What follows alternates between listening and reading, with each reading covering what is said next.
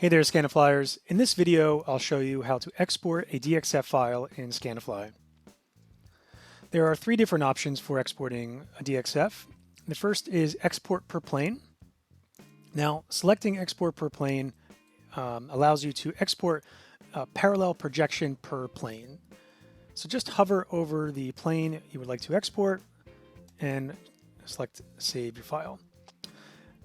Now, export overhead view and export 3D, these are both in orthographic projection. So there will be a z-axis dimension skew because it's that top-down parallel projection view. So now that we downloaded the files, let's open them in CAD. So the first file, this is the export per plane, and this is the parallel projection of view per plane here, so there is no z-axis dimension skew. This is also in 2D. There's export overhead. This is a 2D wireframe, so this is great for AutoCAD LT, the 2D version of CAD.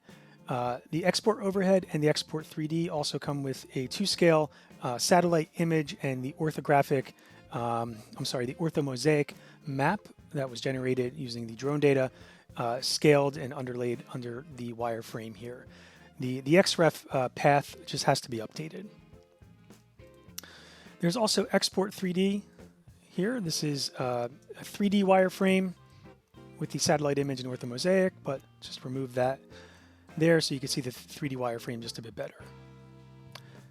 So this includes the obstructions, the modules, and fire setbacks here, and roof outlines as well. Now each module is one single polygon here, so they're not divided up into individual polylines. So it's super easy to count these modules here if you need to. Okay, thanks so much.